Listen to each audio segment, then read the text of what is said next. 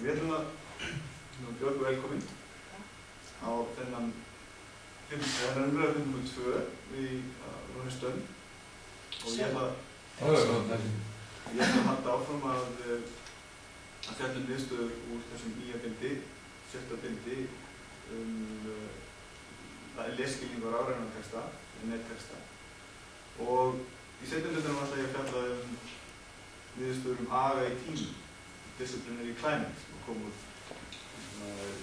í mánaðarlegu riti frá OECD niðurstöður PISA. En það er sem rifju upp að staða íslenskra nemenda þegar kemur að lesskilningi og rafrænan texta var í 512 stigum. Var ekki fyrir ofan meðal? Sem fyrir ofan meðal sem er 499 stig. Og hin Norðurlöndin sem tóku þátt, Finnland tók ekki þátt í þessum hluta, eru jöfn okkur eða lægri. Danmörk verulega lægri við 20 og eitthvað stig sem er mikið munur í þessum PISA-mælikvörðum.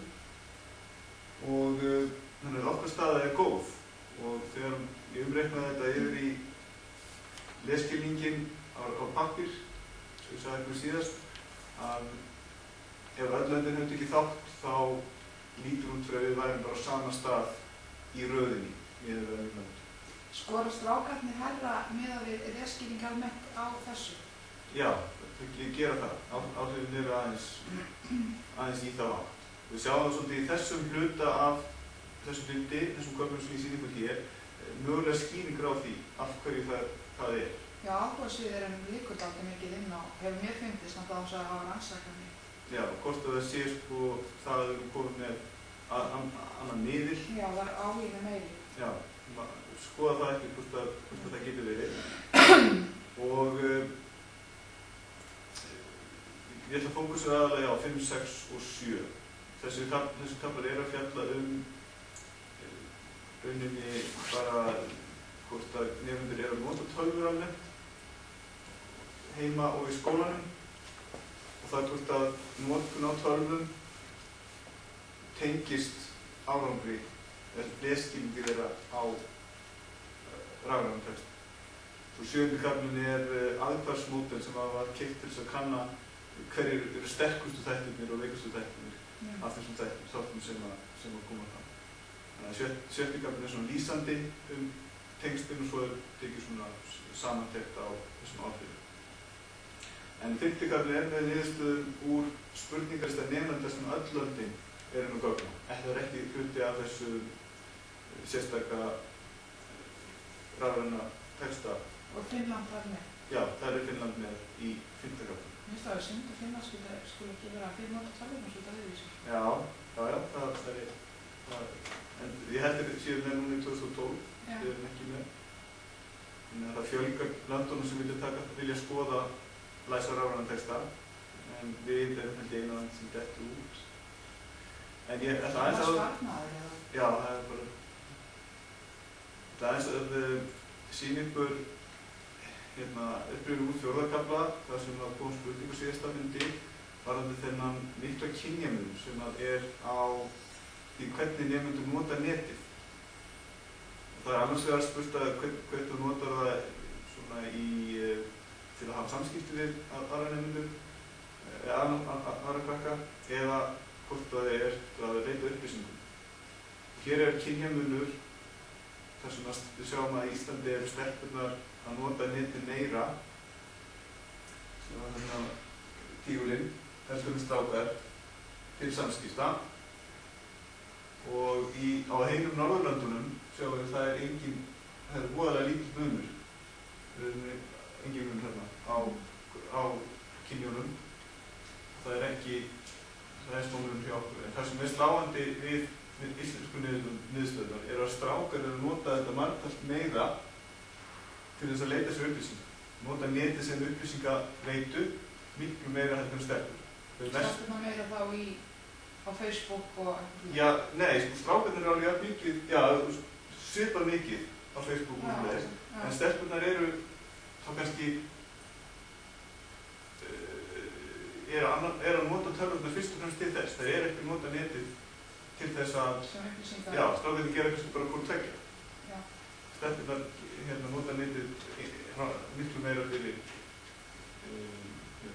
fyrsta samskipti, þó ekki eingöngu. En það var fænt fingur út í það á síðustu fundinum. Já, ég ætla að sýna ykkur það hérna eftir svona velta því aðeins áfram fyrir okkur hvort að þetta gæti verið að íslensku stelpurnar sé að misskilja eitthvað spurningur eða skilja hana öðruvísi en strá íslensku strákunum, þessi íslensku þýðingu. Og þetta er alveg svo sláandi gögn því að næsta land fyrir neðan er með helmingi minni kynjamun. Það er svolítið sláandi. Og mörg lönd hérna sem eru bara ekki með einn kynjamun á þessu stelpur og strákur. Þetta er greinilega, ef þetta er ekki eitthvað í mæltinginu, gríðarlega mikil menningamunur í því hvernig nota netið setur upplýsingar og þar náttúrulega kemur inn lesskilning frekar heldur í samskipti. Þannig að svona, að geta lesið sér til, haldið áfram og leitað og fundið þessum þetta beinlínis það sem var verið að prófa svolítið í þessu prófi. Hér eru spurningarnar á íslensku. Hve oft lest þú eða gerir eftir þannig? Þá er það að þekki ekki eða gera það nokkrum sinnum á dag. Og þið sjáum það lestölvupóst, spjall á netinu, þetta er mjög skýrt við hvað þetta á. Og svo F-liðurinn tek þátt í umræðu á spjallþráð á netinu. Og það er spurningum hugtaki spjallþráður. Ég held að krakka viti almennt að það er ekki eins og MSN, það er ekki samskiptaforrit, heldur það er það sem við þekkjum sem fórum, þar sem þú setur inn upplýsingar og getur fundið upplýsingar. Þannig að ég finnst ólíklegt að þetta sé eitthvað vafamál, þannig að fyrri myndir sem við sjáum. En hins vegar varðandi það að leita sér að upplýsingum á netinu, þá erum við með staðhæfingur eins og að lesa fréttir á netinu, nota orðabók eða alfræðirit á netinu, til dæmis Wikipedia, leita upplýsingum á netinu til að fræðast ákveðið efni og svo leita hagnýtum upplýsingum á netinu, til dæmis dagskrá, viðburðum, ráðleggingum, uppskriftum.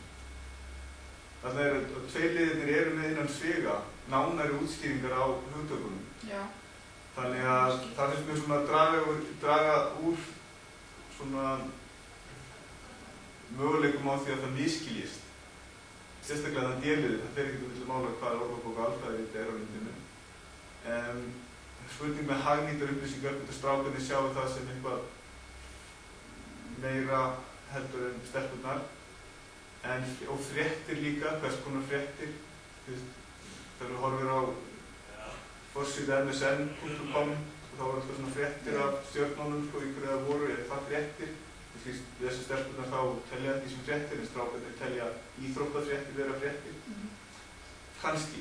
Mér finnst það samt einhvern veginn. Það finnst bara munur svo mikil. Já, og mér finnst líka þó að þau miskilji þetta. Þá er spurning hversu stór hluti af þessu. Hversu stór hluti af heildarfrétta lestri á netinu er nákvæmlega þetta að skoða í hverju stjörnum það voru á áskorðinu eitthvað slíkt. Ég veit ekki hvers, og það er bara 1 af 4 liðum þannig líka. Og þetta er hluti af 1 af 4 liðum. Þannig að þetta eru svo lítil áhrif ef þau eru. Þau myndi ekki skýra þennan mun. Þannig ég skoðaði þetta betur og skoðaði bara hlutfallið á stelpum og strákum við hverjum einum lið. Ég sá hvort það verið einhver ákveðin liður. Hérna eru sömu liðirnir og hlutfall stelpna og stráka sem svara viðkomandi til. Viðkomandi krossum. Hér eru það þessi 3 sem tengjast félagslegum samskiptum. Það má eiginlega skipta þessu svolítið í tvend. Annars er þeir sem nota þetta nokkru sinnum í viku eða nokkru sinnum á dag. Frekar oft. Oft, já, miklu notendur. Og svo nokkru sinnum í mánuði eða næstum aldrei. Frekar sjaldan. Já, frekar sjaldan. Ég er að hugsa þetta svona. Þá verður þetta svolítið skýrara. Og hérna eru fleiri stelpur sem lesa tölvupóst nokkru sinnum í viku, en ekki fleiri nokkru sinnum á dag. Þannig að þess að við kalla miklu notendur og tölvupóst eru jafn. En það er alveg þau sem eru aðeins minna og það er ekki nema 6% stig. Hérna niðri er á móti mun fleiri strákar sem nota spjallþræði. Og sjáu það er tvöfalt fleiri sem nota nokkuð á dag og þetta getur tengst þeirra áhugamáli. Og fólk kannski segja að þetta er einhver einhverju spjallfræðir tölvuleiki, þú getur ekki alveg verið spjallfræðir tísku. Þetta samskiptaform Flokkast tölvuleikir undir þessum spjallfræði sem þeir að ræða saman og eru spila Nei, það er ekki spjallfræði. Það er kannski helst spjall á netinu, en það er rauninni, það myndi ekki spjallfræði mjög afmarkað samskiptaform. Það getur fjallað einhvern hlut og það virðist henta þeim betur sem samskiptamóti heldur en tölvupóstur. En ef maður dregur þess að 3 liði saman, þá er engin munur í rauninni. En það vildi svo til að þessi F-liður hann tekin út úr mælikvarðanum sem við sjá á varðandi fyrst samskipti því að virkaði ekki nógu vel á alþjóðavísu. En ef við tökum hann með þá vitum við það að við erum bara eins og í Danmörku og Noregi, það er engin munur á kynjunum hvað snertir notkun netsins félagslega. Strákar og stelpur eru að nota þetta jafnt til samskipti. Kannski svolítið stórt að við skoðum hérna spjall á netinu og 2 af hverjum 3 krökkum á Íslandi eru að nota MSN nokkrum sinnum á dag. Við erum með þetta opið alltaf, allir 2 af hverjum 3. Það kemur ekki á. Og við fyrir neðar þá ertu komið með 90% eru með þetta. Þetta eru í öllum tölvum allstaðar. Það er ekki bara prófsetið að hafa tölvuna með sér. Já, þannig að þetta er, mér finnst þetta svolítið sláandi. Þetta er, hvað geta krakkar setið við tölvuna lengi á dag? Þau hljóta að vera að þessu í skólanum. Þú ert að gera það nokkrum sinnum á dag. Þú kemur þú bara heim og ert í þessu alltaf. Já, það er sem við gera heim. Þannig að þetta er alveg svakalega mikið stór hluti af þeirra lífi. Já, maður hefur heyrt að krakkar eru að gera þetta að fara inn á netið í skólanum sem þeir eiginlega gera, en við gera það samt þessu áningarstíðinu. Þetta er rosalega háa tölur, maður hugsa bara hvað einkennir samskipti eða netnotkun íslenska 15 ára í dag. En ég finnst að kynjamunur er ekkert svona sláandi eins og maður sér myndræna þegar maður horfir á tölurna. Það er þegar maður bætir F-liðnum við. Já. Hann var ekki með í munninum á það, það var bara hverfur sá munnin. Það var hverfur munnin, já. Þannig að en varðandi hitt sem að vera svona afgerandi, strákar voru að nota netið miklu meira sem upplýsingaveitu heldur en stelpur, að þá sjáum við mjög mikið mun á öllum liðum. Það er 2-falt fleiri strákar sem er að lesa fréttir á dag, nokkur sinnum á dag, heldur en stelpur. 3 strákar sem að fara á netið og skoða fréttir. Stelpur ekki gera.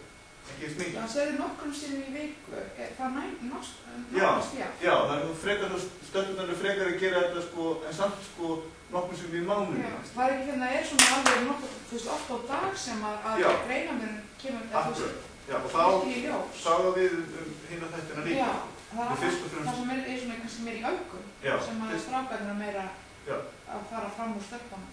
Það bara kemur þetta alveg niður, og rauninni fyrir þessu seinni 2 liði, hérna, E og G, þá ná stelpunum þeim í nokkur sinnum í mánuði. Þannig að þetta eru, eins og segja, þetta eru öfganotendur á netinu, eru frekar strákar en stelpur. Þannig að það skýrir þetta bil svolítið. Af hverju er svona verið mikið mun, að þið eru með miklu fleiri strákar en stelpur sem eru með netið opið allan daginn og eru alltaf, fá alla sínar upplýsingar heiminn í gegnum netið. Þetta á ekki við meiri hluta nemenda, 15 ára nemenda. Fyrst og fremst þarna sem að þessum er þetta svona gríðarlega mikið spil þarna sem við sjáum í töflunum á. Og það finnst við vera líkleg skýring frekar en það að þetta væri einhver misskilningur á hugtökunum. Þegar maður sér þetta svona. Já.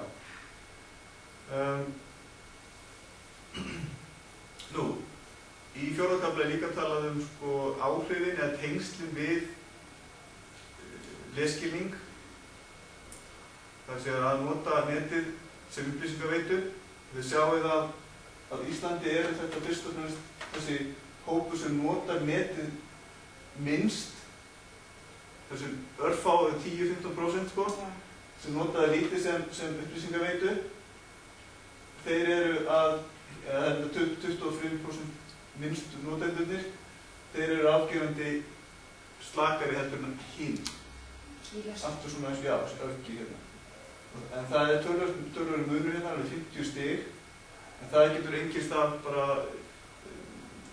fyrir hinn áttina líka, að krakkar sem eru ekki mjög góðir, standa ekki mjög vel í lestri, þeir eru ekki að nota netið mikið til þess að leita sér upplýsingum, ekki frekar en bæk. Nei, nákvæmlega. Varðandi félagslegu notkun netsins sem í félagslegum samskiptum er nákvæmlega ekkert samband. Það er bæði spakir og góðir nemendur sem að nota netið til að tala við aðra og það kemur sérstaklega fram í þessu efni sem heimasíðu notkun. Þannig að það kemur ekki óvart, það er allir að nota það mjög mikið. Og þá var það 5. kaflinn. Hann fjallar niðurstöður úr spurningalista nemendana sem allir tóku þátt, þetta 65 löndi. Og þar eru nokkrar svona áhugaverðar upplýsingar sem ég fór svolítið í síðasta fundi, en hér eru svona viðbót við það. Og við enduðum á þessari mynd. Þetta eru svona hagstofutölur hegðun. Og hér, þessi mynd segir intensity of computer use during language of instruction lessons. Hversu mikið eru tölvur notaðar í móðurmálskennslu. Og á Íslandi eru þetta 80% af móðurmálskennslu fer fram án tölva. Og við ræddum það í síðasta fundi líka hvað það er sláandi að hin Norðurlöndin, eða Danmörk, Noregur og Svíþjóð allavega, eru að nota tölvur mikið í móðurmálskennslu.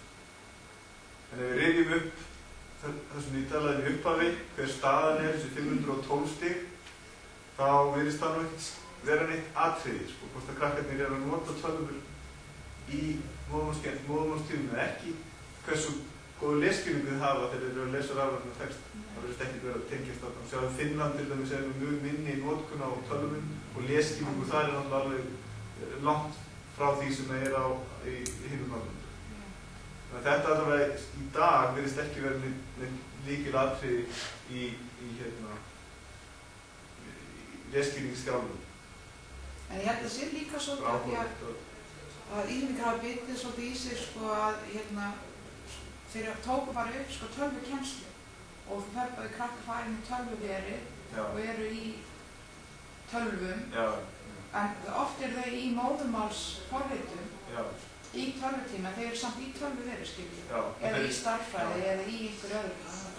En það er ekki í móðurmálstíma. Jú, þetta er í móðurmálstíma, hérna minnum. Já, ég meina hér, þetta er ekki gert í móðurmálstíma, þetta er inn í tölvuverið. Og þannig að þá kemur þeir ekki fram þarna þess að þau eru að stunda móðurmál í tölvu. Já, og við sjáum líka að Noregi og Svíþjóð eru yfir 70% af nemendunum með fartölvu með sig, þannig að þeir eru með þar í móðurmálstímanum. Hér er þetta miklu minna, þetta er reyndar samt það er aukast. 30%. En maður veltir fyrir sig svona þessi bylting tölvur í kennslu öllum fögum. Finnland eru ekki búin að sannfærast það, það er einu við 20% sem hafa aðgang að fartölvum. Þannig að þeir hafa góðan aðgang að tölvum í skólanum. Já, þeir nota það svolítið öðruvísi. Já, ég held að þessi fartölvuvæðing er svona mjög afmörkuð við Noreg og Danmörk. Við höldum áfram og tölum viðhorf nemenda til tölva. Það er spurt, það er mjög mikilvægt fyrir mig, ég sjáu þetta hérna á íslensku. Það er mjög mikilvægt fyrir mig að vinna á tölvu. Mér finnst mjög skemmtilegt að vinna eða leika mér á tölvu.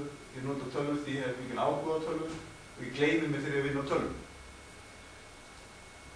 Og hér sjáum við niðurstöðun úr þessu, heildarniðurstöðun yfir öll löndin. Og íslenski nemendur eru svona aðeins fyrir meðal OECD meðaltalið, ekkert mikið samt. En svo að finnski nemendur, þeir eru ekki góð hrifnir á tölvu.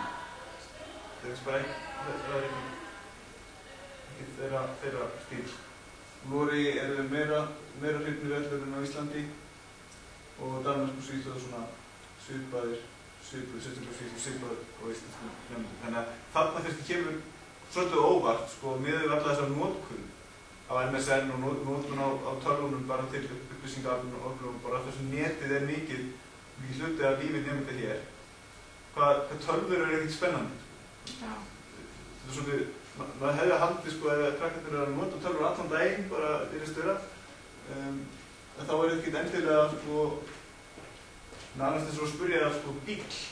Þú myndir segja sko að það er mjög mikilvægt fyrir mig að vera í bíl. Það er ekki mikilvægt fyrir mig, það er eitthvað sem ég er alltaf að gera. Þannig að það er spurning sko hvort að þetta er hvort að lágt gildi á þessum mælikvarða sé einfaldlega líka bara að tala um ég er ekki spenntur fyrir þessu tæki sem þetta er bara, já þetta er bara uppbótarvélin mín er ekkert spennandi, ég er bara í nota hana og mér finnst það bara frábæri.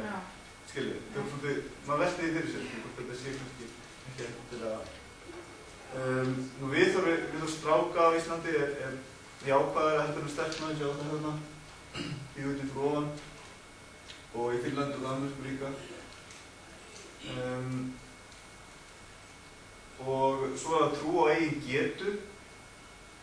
Þessi dökkblái kassi, I can do this very well by myself. Hér eru nokkur svona úrtak aðgerða á tölvu sem það tengist ekki náttúrulega netnotkun. Þannig að nota tölvuna, hversu treystur þið til að gera þessa hluti á eigin spýtur, þessi á íslensku, stafrænar myndir og myndefni, gagnöflun, tölvureiknir, kynningar og svo margmiðlunar kynningar. Og hér sjáum við það, íslenski nemendur treysta sér með aðra nemendur innan OECD ekki mikið til að vinna þessa hluti í tölvu. Þá er sem að ok, er auðvitað bara að nota tölvur einmitt til að vera á netinu og tala saman eða að leita sér upplýsingum. Er í rauninni ekki mikið að rýna í tölvunum svona eins og við gerum dagstæðilega. Þau eru ekkert mjög fær í þessu, telja sig ekkert mjög fær að leysa þessi mál. Og þetta á við öll Norðurlöndin, þau eru svona hérna megin. En strákar aftur mun ákveðnari eigin getu þarna, þá við öll Norðurlöndin. Kannski við skoðum þessa mynd hér, þar sem við erum að sérstaklega taka fyrir margmiðlunar kynningu. Og sjáum við dökkbláu súlurnar. Það eru helmingur nemenda á Íslandi sem telur sig geta þetta sjálf, gett margmiðlunar kynningu. En það er tiltölulega þessu raða eftir ljósbláu súlunum. Við erum tiltölulega neðarlega það aðrar þjóðir í samfélag aðdöðu. Þetta er samt ekki mikill munur í prósentum. Við erum hliðin á Finnlandi, við erum með miklu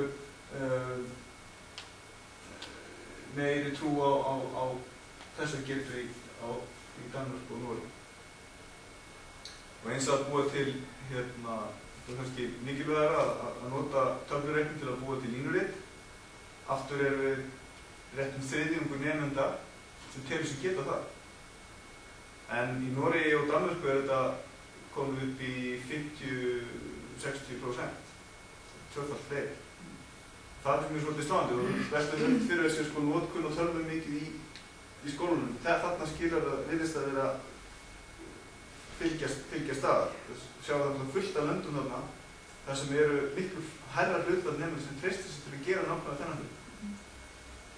Íslenski nemendur ekki. Þarna þegar maður veltir fyrir sér sko þjálfun þessi tölvuverstímar sem eru í eða starfsvæðin þar sem tölvur eru notaðar. Það er ekki mikið þetta er á lágt hlutfall sem telur sig getur búið til línurinn, 15 ára gammal. En veitu hvað ætlum við sé að gera þá? Já. Maður skilur vel að þeir eru á netinu og allt þetta sjálfur strákarnir heima á Wikipedia eða eitthvað, Google eitthvað þarna. En þarna eru sko tölvu tímanir þá þar sem þessi svokallaða tölvu kennsla fer fram.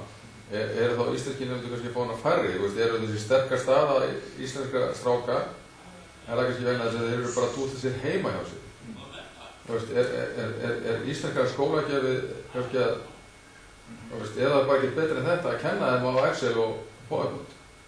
Já, þetta er góð kenning. Ég er í myndinu gögn sem getur stutt eða rekið þessa kenningu. Þetta nám farið mest fram bara við gera hluti sem þessi sjálfum skemmtilegt utan kennslutíma. En dóttir mín til dæmis, hún var að kenna mér þegar hún var 14 ára. Þá var hún að kenna mér á PowerPoint. Hvernig ég ætti að búa til PowerPoint sína. Þá kunni hún það, ég kunni það ekki. Mér finnst þessi mynd svolítið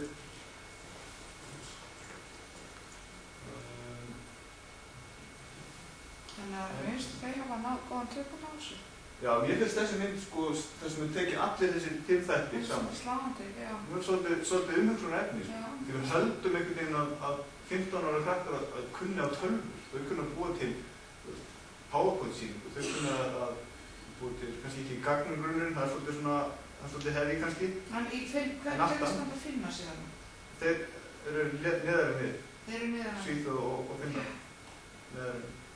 Það er kannski jákvæð, ég veit það ekki. Já, þarna, en í sambandi að búa til PowerPoint og því, sko. Búa til, það eru Finnland á samanstofa við og svo er hérna Finnar og Svíðjar á Sviðnastáði, hvað heit það? Þeir eru Sviðnastáði. Já, þannig að það er fyrst og fremst á hínir þættirnir.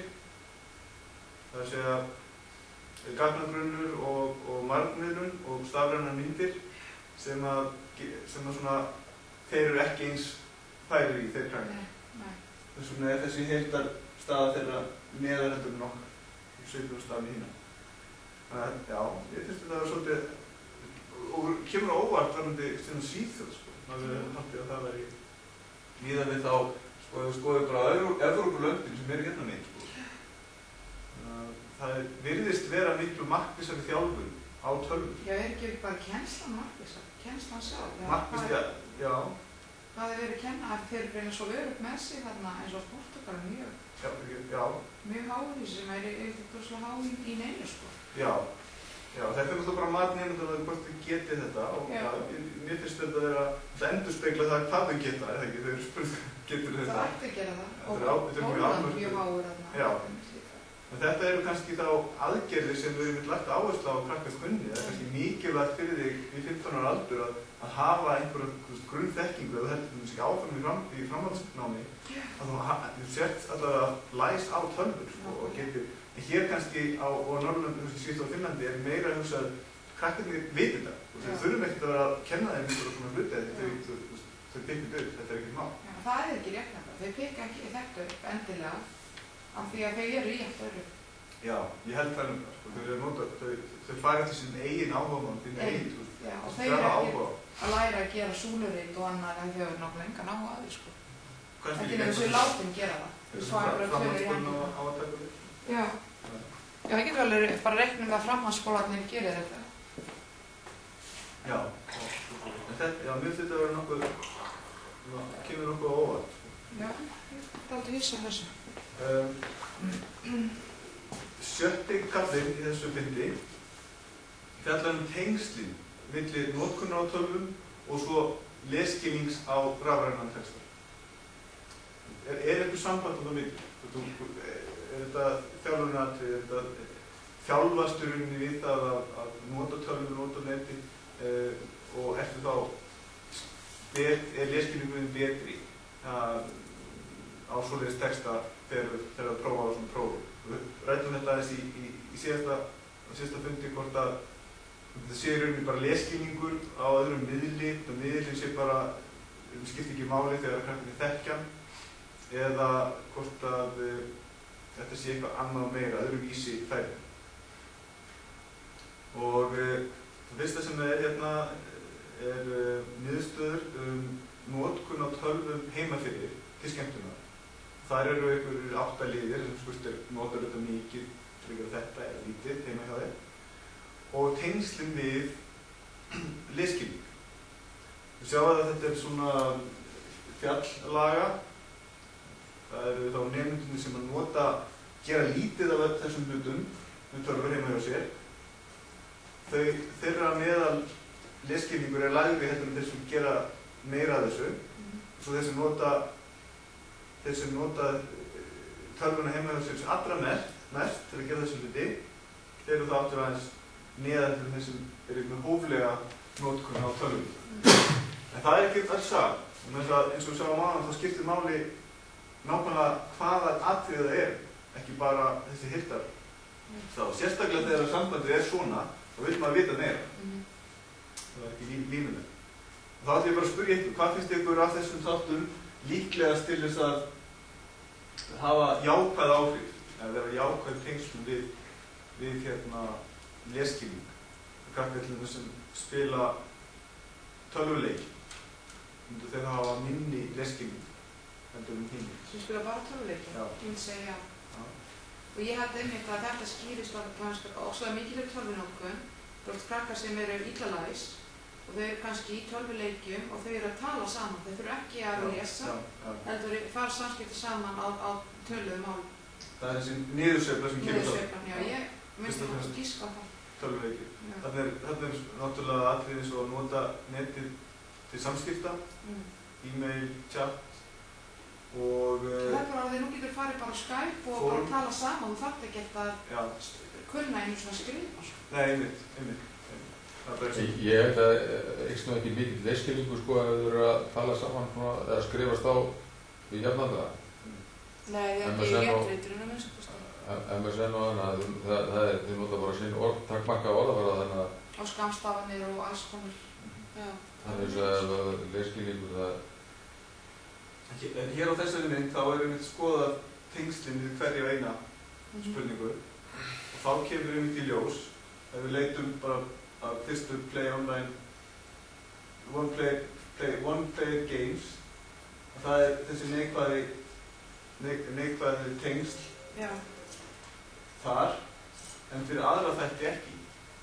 Það virðist vera flatt þarna eftir Þannig rauninni tölvuleikjaspilunin að hún skýrir þetta niður sveifluna. Og það er líka reyndar að hlaða niður efni. Þessum er mikið að því, every day er almost every day. Við erum alltaf að þessu, spila tölvuleiki og hlaða niður. Hlusta tónlist. Hlaða niður tölvuleiki og spila þá. Og hlusta tónlist. Þessi svona ímynd sem maður hefur af ákveðnum hluta 15 ára. Það virðist vera neikvæð tengsl við lesskilning. Það með YouTube og ára og fundir myndbönd og svona. Kannski eru þetta krakkar sem eru ekki góðir, hefur ekki góð lesskilning og fara þá í þetta frekar að spila tölvuleiki og hlaða niður tónlist og leikjum. Þannig að það er ekki endilega orsakir samband af það. En þetta er allavega vísbending það að krakkin sé í vandar. Það verður mikið að gera þetta. En á hinn bóginn eru það tölvupóstsamskipti og sérstaklega það að nota netið sem upplýsingamiðlun bara til séti skemmtunar sem er að skýra uppsöfnum. Því meira sem þú, ef þú notar þetta aldrei, netið, þú notar aldrei tölvupóst, það er mjög lítið, 25%, eða never og halvt ever, sem eru mjög fáir þá er lesskilningurinn hjá þessum nefndum mun lægri og það skýrist líka í hináttum. Þau eru ekki mikið að skrifa ef þau eru ólæs og eins með að skoða internet. Þau eru ekki mikið að lesa upplýsingar ef þau eru ekki mjög læs. Þannig að þetta helst í hendur. En þetta er unni hvort sikkur hluturinn skýrir sikkur hlutan á þessari kúrfu sem er alveg í taktu þar sem maður myndir búast við. En samt svolítið, kannski ekki ánægilegt, en það er samt, maður sér að tölvuleikjanotkun, mikil tölvuleikjanotkun og mikil niðurhal er hjá krökkum sem eru þá slakari lesskilning heldur en aðrir, en ekki hínu þekki, eins og þessi tveir. Þetta eru þá eitthvað til að varast. Það eru svona...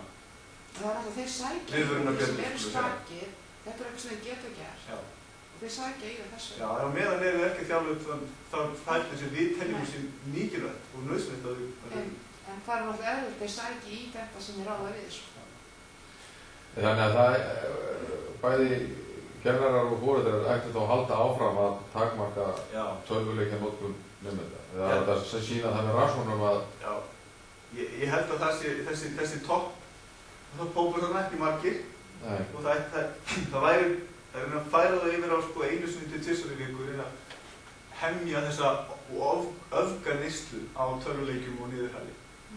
En ég hafa held líka, ykkur orður á já, það verður passið líka hvernig þetta túlka vegna þess að þótt að séu krakkar sem eru í tölvuleikjunum, að þetta voru sérstaklega vísindis strákum, en þeir eru líka að lesa tölvupóst og þeir eru líka að ná sér upplýsingar og þeir eru líka að gera allt hitt þá og ég meina það er bara kostur. Já, að þú sért að hala niður segir ekkert endilega þú sért illa læs. Nei. Það má ekki setja svo samsamlega. Ég verður ekki að gera neitt annað. Já, ef þið gera þetta annað, þá kannski þarf maður að fara að passa sig. Já, af því það sem kemur, ef þið gerir þetta oft á dag, ef þetta er... Það eina sem þið gera. Já, einmitt, það er unnvitað að skoða fjölbreytnina í nótkunni. Sjálfsagt að krakkar spila tölvuleikir eftir svo spila fótbolta, þetta er bara... sem við myndum vera á svona málum mér, en það verður náttúrulega að tappa svolítið inn á líka áhuga svið krakkan, hvað þeir hafa áhuga. Nú, ok, þá er það næsti hlutur. Nota tölvuna til heimalærnums. Það tengist að lesskilningi. Það er sama kúrfa, aftur. Þá er aftur hvað af þessum þáttum myndum við halda að tengdist meiri lesskilningi. Þannig til dæmis browse the internet for schoolwork. Það er eitthvað sem því meira sem gerir að því, þá betur læs á texta á netinu. Kannski halda það. Ég veit ekki alveg tölvupóstsamskiptin, það er líklega eitthvað sem á við alla, sko. Eða hlaða niður, þetta er því ólíklegt. En við bara skoða niðurstöðuna. Eiginlega allir þessi þættir tengjast neikvætt. Það er að segja, þú gerir mikið af þessu sem hluta af heimanáminu, þá er það vísbending það að lesskilningur sé ekki góð. Og þá veldur maður líka fyrir sig sko, hvert er eðli heimavinnunum. Ef þú ert ekki að þetta, þá er ekki verið að þjálfa lesskilning. Þannig að það er einn hlutur, browse the internet for schoolwork, sem hefur jákvætt tekst. Það var bara í þessum öfga þarna. Þannig að þessi lína sem fer þarna niður, vinstra megin, það er bara þessi eina lína. Sem á þá við þá krakkar sem eru aldrei að nota netið sem hluta af sínu heimanámi. Þeir eru mjög slakari heldur en hinn. Það kemur aftur inn á færnina. Þeir hafa ekki færnina til þess að gera það. En þeir eru með eitthvað annars konar heimavinum. Ekki beðin að gera úttekt af hvað er Portúgal fyrir ferðamenn. Notaðu netið til þess að finna út. Þannig að það er svona, tengist kannski þar. En aðru leyti er þetta allt þættir sem að því meira sem er af þessu, því það er vísbending það að lesskilningur nemenda sé lakari. Þannig að þarna er svolítið, maður svona erfitt með að túlka þetta, hvað þýðir það. En maður getur hugsað sér það að ef mikil áhersla er á þetta every day og almost every day, alltaf í þessu sko, að þá ertu kannski ekki mikið að sko, ekki mikið tíma eftir til að þjálfa því í því sem þið skortir á. Það er svona vísbending. Og svo er náttúrulega í skólanum, það er tiltölulega flatt, en allir þættirnir vísa á sömu leið að því meiri tími sem er varið í þessa hluti, því verri er lesskilningur nemenda. Þannig að þarna er reyndar eitt play simulations at school, þetta er þá krakkarnir náttúrulega að stelast til þess að spila tölvuleiki í skólanum. Svo það er náttúrulega fyrir langt niður. Ef þú ert að gera það líka, þú ert á chatinu. Þú ert, en kannski síður þarna computer use at school for practice and drilling, doing individual homework on a school computer. Þetta er kannski krakkar sem þurfa meiri þjálfun, tölvurnar að nota til þess að þjálfa það ennþá frekar. Það er þá eðlilegt að það er komið þarna fram. En hinir þættirnir eru kannski að sýna það að mikil tölvunótkun í skólanum, sko, hún dregur svolítið úr, tækifærum til náms. Þetta er svo mikið lógistík, þetta er svo mikið að skrifa einhverjum eitthvað eða lesa, þekkjum ekki mynd úr vinnun okkar og það verður ekkert úr deginum eða bara fastur í einhverjum tölvupóstum eða finna einhvern hlut á netinu sem tekur óra tíma og í staðinn við bara hringja eitt símtal og þá komum við með niðurstöðunar en maður þekkir þetta sjálfur, þetta er svona tímaþjófur og ég held að þeir sem eru að nota þetta mikið, jafnvel bara once or twice a week, það er aðeins að passa sig á þessu. Ofnotkun á tölvum í skólanum, í skólavinnunum, það er klárlega að skemma fyrir. Það nýðist að vera mjög skýr skilaboð þessum. Þegar tekinu spurningalisti sem var ráður fyrir alla, svo tekið lesskilningsniðurstöðunar fyrir það sem tóku þátt í prófi, þá sjáum við að þetta er ekkert alveg í lagi. Það verður að setja heimilátt, það verður að nýta þetta alltaf í samhengi, það verður að passa það. Það höfst ekki líka svolítið að segja bara að það er ekki verið notað tölvurnar á markvís. Já, sem kerfistekki, sko. Þeir sem nota það mikið, sko, það er ekki að skila ekki í lesskilning. Og hér sjáum við líka þegar við förum ennþá lengra inn í skólastofuna, þegar þetta er notað í skólastofunni í móðurmálskennslu, stærðfræði og náttúrufræði, að sjá alltaf neikvæð tengsl. Þeir nota mikið, ég held að browse the internet for schoolwork inn í tíma, þú ert að nota svo mikið tíma í þetta. Já, en er þetta ekki líka að segja bara að tölvurnar get ekki tekið við af kennslu, það myndi ekki koma vel út. Þetta bendir til þess að það er hefti beinum, því meira sem þetta er notað, þetta er ekki viðill eins og kannski getur verið, eitthvað vissi tilfellum. Eins og ég hef talað ykkur hérna og það er þægilega fyrir mig að hafa þetta hérna og við sjáum öll því að hérna, ég sé hérna og svona. Þannig að þetta setjum upp þannig að við sparið tíma og maður geti, vissulega, en þegar þetta er mikið notað, þá eru neikvæð tengsl. Þannig að þetta vísbending. En hérna líka að spyrjum þegar þú situr sjálf bara einn yfir tölvuskjá. Það er hérna bara öðruvísi samskipti gangi. Já, ég held fyrst að þetta bara tekur svo langan tíma. Browse the internet for schoolwork í tíma. Þetta reynir á eitthvað annað heldur en og þjálfar annað en lesskilningi. Þetta er bara leitin og þetta er mikið navigation. Tímið fer svo mikið í það. Fyrir að vera bara þá með nákvæmlega efni sem við erum að læra í bókinu eða fljótlega að flippa í það og þá verður meira úr tíman. Það er alltaf mín skilningur á þessu. Og sérstaklega þegar engin tími þá er þetta alltaf hæst, sko. Og við þurfum á sama stað, sko, 510 stig. Já, svo þetta alltaf að fara niður eftir því sem þegar þetta er notum er í það að þegar netið er tengt.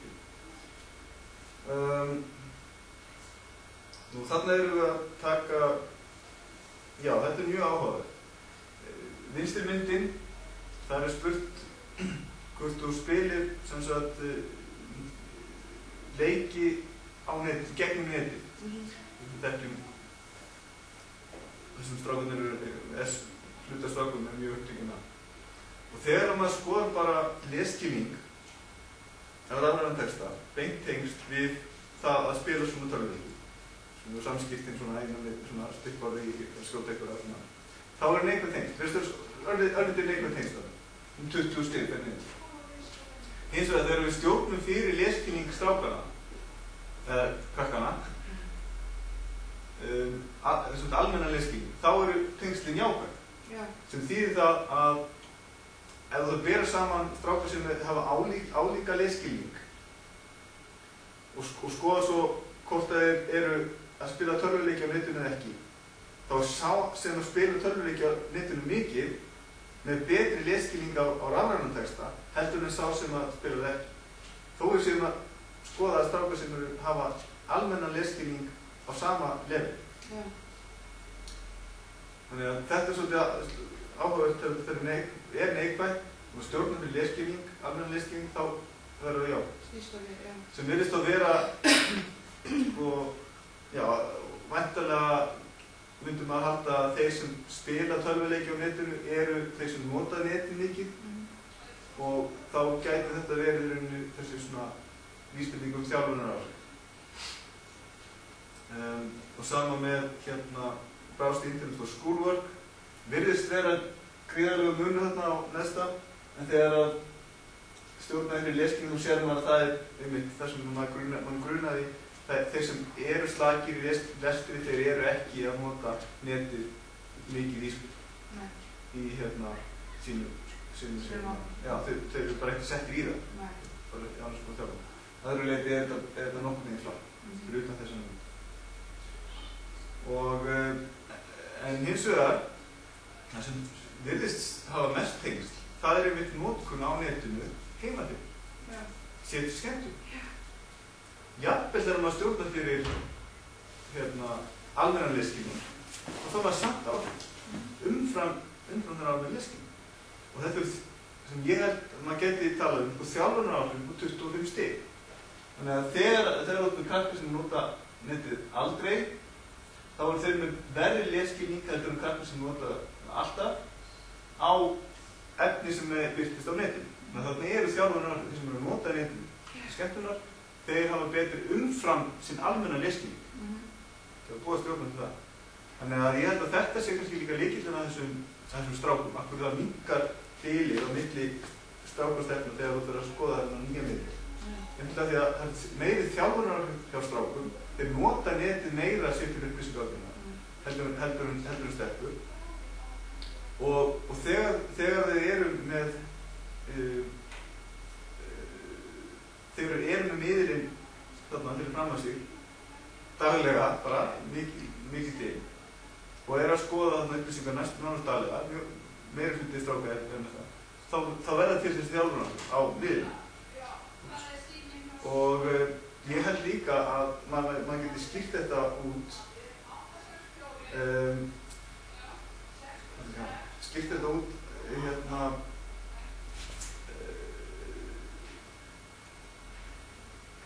sem sagt að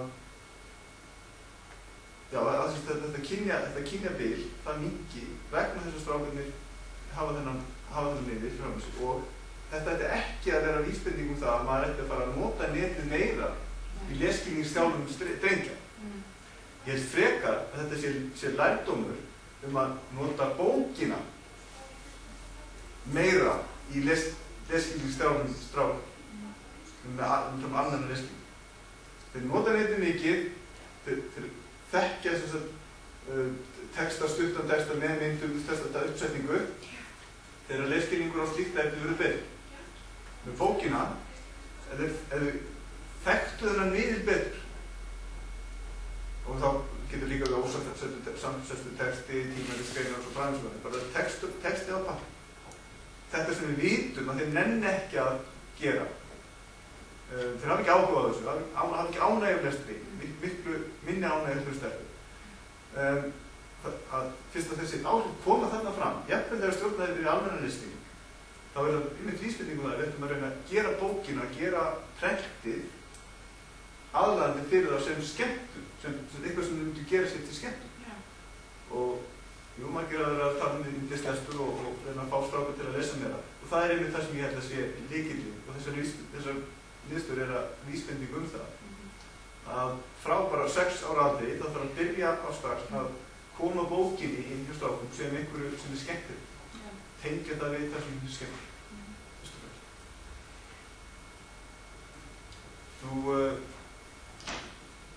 Nú verðum við komin á klukkan 3. En rétt í lokin, þetta er nú ekki einhverja spurningar varandi þetta. Vistu hvað þetta vera sennilega tengingar? Hérna eru teknir þessir ólíku þættir og spurningu var þetta hversu algengt er að íslenski nemendur noti tölvupóst? Tölvupóst? Já, veistu? Það kom það hérna áðan. Það er hérna. Það er mjög algengt. Það er hérna. Hérna er það. Að les tölvupóst. Já. Nokkrum sinnum í viku er helmingur, cirka. Já. Það er nokkrum sinnum til við þetta er ekki náttúrulega 70%. Ég veist alveg sláandi að fjórðungur af öllum íslensku nemyndum nota tölvupóst nokkur sinnum í mánuði. Þetta er ekki þeirra samskipti. Þetta er ekki... Nei. Þau er náttúrulega að hringja hvort annað og senda SMS og já. Og það er þetta MSN sem ég finnst alveg rosalegt. Þetta er 2009. Þau hljóta þurfa að vera við tölvuna til þess að gera þetta. Þau geta ekki nota SMS í símanum, MSN í símanum. Ekki MSN. Nei. En þau eru að nota þetta nokkrum sinnum á dag. Það er óslega vinsælt með 2 af hverjum 3. Þannig að maður hugsa bara lógistíkina. Hvernig fer að því að gera þetta nokkuð svona dag? Þú kannski fer eftir skóla á einhver æfingu eða eitthvað svona, kemur heim og ert að fara að horfa á eitthvað eða ert að fara að leika eitthvað spila eða hvað sem er. Þú fer í bíó eða eitthvað. Þú hlýtur að gera þetta í skólanum, að miklum hlutum. En það eru 90% sem gerir þetta staðaldri. Já, 90%. Já, ef þú tekur þessu tvo hópa saman. Já, þannig að þetta er allt annað heldur en tölvupóst. Ég held ekki við náttúrulega notum tölvupóst líka mikið Mjög mikið. En krakkarnir þetta er alltaf öðruvísi þetta er miklu meira spontaðar, læra morgun, ég er núna bara heima því það fór strax Við erum orðið svo þolinmóð að við sendum tölvupóst og það er meira í svona dögum í okkur Þannig að það voru svona spurningar þarna, hvað mikið notar e-mail til þess að tala við kennarann eða samnemendur heimavinnu. Þetta tölvupóstur bara þarna er bara eitthvað tæki sem hentar ekki þegar það er hringja, SMS eða MSN, Facebook, nærri viðkomandi strax. Þetta með tölvupóstur, það er bara mín reynsla sem kenna á unglingastíði ef maður ætlar að ná sambandi við nemendur og svona eða láta eitthvað dreifast út til þeirra þá er það ekki með tölvupóstur. Mér finnst það þetta sýna þetta er mikið stuðningur við þá stefnu að kennarar ættu að koma sér upp Facebook síðu. Það er Facebook hóp. Sinn bekkur, þetta er bekkurinn, þetta er Facebook bekkurinn. Það eru oft krakkar sem kom til mín að fara yfir PISA 2009, þau stofnuðu með þessi Facebook hóp og 20 manns og það fór samskiptið fram þar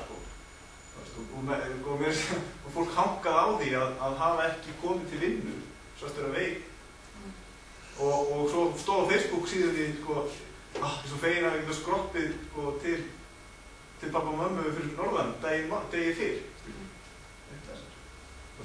fyrr þetta var miklu áreiðanlegri miðill heldur en önnur samskipti og ég held að það veri bara þetta klárlega vísbending það að allir grunnskólakennarar sem eru að kenna í unglingastigi eða bara skella sér Facebook síðum fyrir hópinn, allar bekki og hafa bara samskipti það ekki, mentor gott og vel þetta mentor og það er stækkandi dæmi en samt sem að ég var saman því það er, en ef þú spáir bara í hvað eru krakkarnir það ætlar að ná til krakkarnir þá verður þetta örugglega vel liðið ég held að það sé mjög sniðug leið til þess að gera námið og gera bekking, gera kennara meira virkan í þeirra lífi þeir bara loka sig á mentor og það er mjög flott kerfi það aðgreinir svolítið frá lífi krakkarnir Þannig að ég held að þessar niðurstöður væru hvatning fyrir kennara að prófa það. En svona rétt í lokin, áður með stundum pásu, þá er þessi eina myndsýrla sýningur sem að sýnir í rauninni tengsl þessara þátta við lesskilning og rafræna texta þegar að mælikvarðin er fyrir hvert eitt stig á viðkomandi mælikvarða hvað hækkar lesskilningurinn mörg stig. Þess að lengsta súlan þarna er þjóðfélagsleg bakgrunnur nemendana. Það er svo meðaltal skóli, þetta er svo hverfið sem þú byggir í rauninni.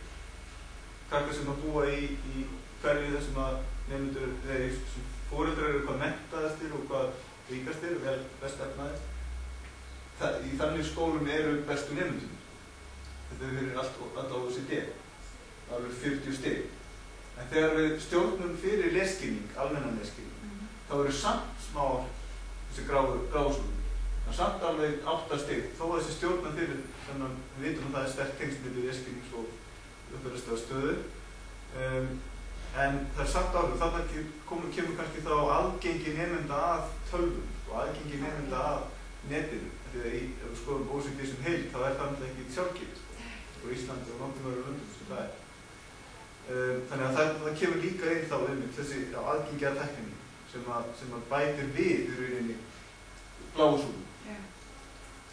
Svo þarna fleiri þættir og ég setti Ísland þarna inn hvar við stöndum á gráu súlum. Það þá aðalega þessi 4 þættir hérna, þjónustu staða, nota netið sem samskiptaleið eða nota netið sem upplýsingaveitu og það að kunna að draga saman efni úr texta. Færni nemenda við að draga efni úr texta. Sem tekist ekkert netinu. Það færni þeirra og ef við skoðum bara niðurstöðuna fyrir Ísland og sjáum við þetta sem við séð áður, stórmerkilegt fyrirbæri á alþjóðavísu, að það eru neikvæð tengsl. Í samtíð við þjóðfélagslega stöðu. Þannig að ef við skoðum bara hverfin, þetta er náttúrulega fyrst og fremst hverfi á Íslandi. Það er ekkert skólarnir sem eru í bestu hverfunum, hvað er bestu hverfi, Seltjarnarnes, Garðabær, hvað er ríkasta fólkið, kannski ég veit ekki Fossvogum, ég veit ekki. Þessi hverfi við komum til huga svona á Reykjavíkursvæðinu. Í þeim hverfum, þar sem eru ríkustu og best menntuðu foreldrarnir, Hagaskóli kannski líka, þá er færni að lesskilningur á rafrænan texta lægri í heildina, í þeim skólum, sem eru á stórmerkjum fyrirbæri. Jafnvel þau eru stjórnar fyrir almennan lesskilning nemenda. Og áhrifin eru eins og þau sterkustu að þessum þáttum, bara ég huga á. Og það segir manni, ég hef oft, þegar þetta kemur upp, þessar niðurstöður hafa komið upp í öðrum PISA-niðurstöðum, þá hugsa maður svolítið svona dekurfaktor. Það eru allir tengdir á Íslandi, það allir þetta að nota þetta, það ekki spurning aðgang. Og það kannski virðist vera þeir, í þeim svona heilt yfir, að sem eru hafa bestu aðstöðuna heima fyrir, að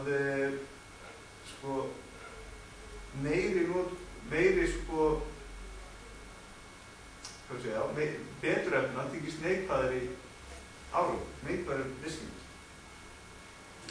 stærri lesskilning. Og kannski einmitt svona dæmi hvað við erum rosalega jöfn, hvað þjóðfélagið, ég veist að tala þetta við kollega erlendis, þegar sósíóekonómísk status hafa neikvæð áhrif, eða neikvæð tengsl, ekki áhrif, neikvæð tengsl, að þá er það mjög sterk vísbending að það sé gríðarlega jöfnur í þjóðfélaginu. Þetta er alltaf í hina áttina. Þeir sem eiga meira, þeir hafa meiri möguleika. Það er bara í hina áttina. Þá verður við ultrasósíalist. Þetta er alveg þetta er að há þér. Þessum vel þarna. En þetta sem að kannski skipta máli þarna fyrir Ísland eru fyrst og fremst á notkun á netinu, bæði sem samskiptaleið og sem upplýsingarveitu, og þá kannski meira að hjálpa strákunum með stelpunum, því þeir eru að skora hærra á öðru og eru á pari með því, nota þetta jafn mikið. Og svo er þessi mælikvarði á index of summarizing, eða að kunna að draga saman upplýsingur og texta. Og það er vissulega það sem þú þarft að gera þegar þú ert að vinna með texta á netinu. Þú ætti að vita hvað ætti að smella næst, hvað er líklegast til þess að, ef ég lesa áfram, í ákvæða blaðsíðu er best að fletta. Þú draga saman og þegar þeir eru, þegar þú ert að smella á linka, þá ertu í rauninni að fara dýpra í efni, nánar draga saman hvað er viðeigandi fyrir þessu til að svara þessu tiltekna efni. Það er ekki reynsult á þessi ályktunarhæfni. Ályktar hvað er best fyrir mig að smella til þess að upplýsingar sem vantar. Út frá spurningu. Þú þarft að smætta niður Hvert á ég að fara og hvað á ég helst að lesa og hvað er viðeigandi til þess að lesa fyrir þessu Þetta er ákveðin hæfileiki. Já. Og það tengist yfir þessum hæfileika að geta dregið saman efni úr texta. Nú, við skulum taka okkur smá pásu og tala aga.